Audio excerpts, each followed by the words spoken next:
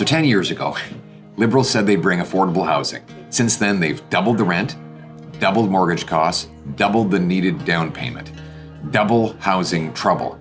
And today, Mark Carney doubled down on exactly the same Liberal policies that gave us the worst housing inflation in all of the G7. Quick recap. When Justin Trudeau took office, it took $450,000 to buy the average home. Now that amount has gone up by well over 70%. And with higher interest rates brought on by overspending by the government, it's about double the mortgage payment that you have to make. Toronto and Vancouver are now the most expensive housing markets in all of North America and among the worst in the entire world. We have the fewest homes per capita of any country in the G7, even though we have by far the most land to build on. When I was housing minister, you could pay off a mortgage in less than 25 years. Now, in our biggest cities, it takes longer than that just to save up for a down payment. So today, Mark Carney announced new plans to spend tens of billions of dollars of your tax money.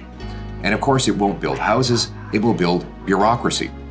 He even brought back the failed housing minister, Sean Fraser, who gave us the worst housing costs in the history of the country, and who was also the immigration minister that overpopulated our country, leading to the housing shortage.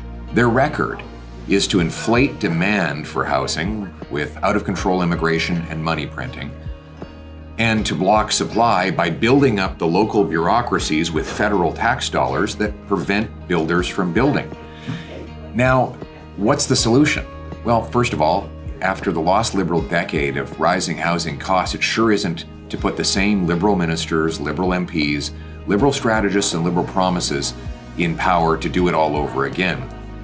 We need a new Conservative government that will change things and a real plan to build the homes, not the bureaucracy.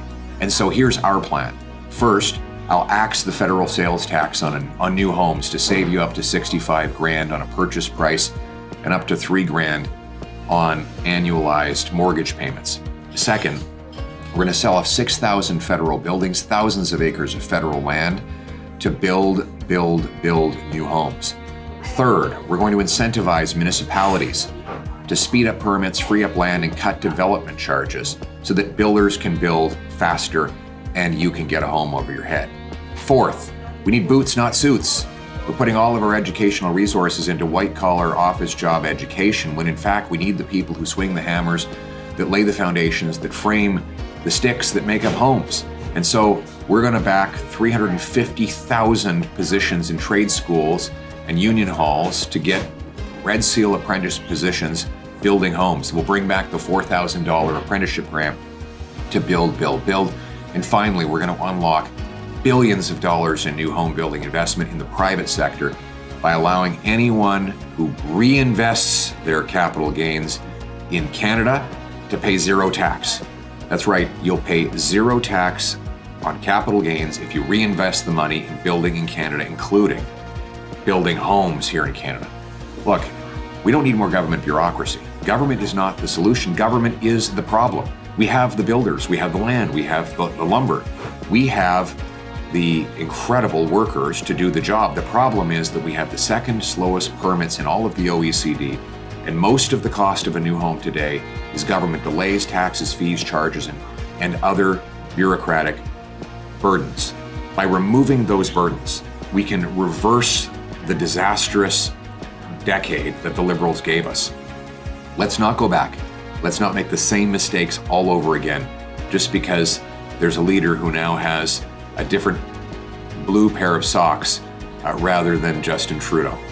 They stand for exactly the same things. They'll get exactly the same results. You deserve a home. That's the Canadian promise. You work hard, you get a beautiful house on a safe street, protected by brave troops under a proud flag. That's why I'm in politics. Let's bring it home.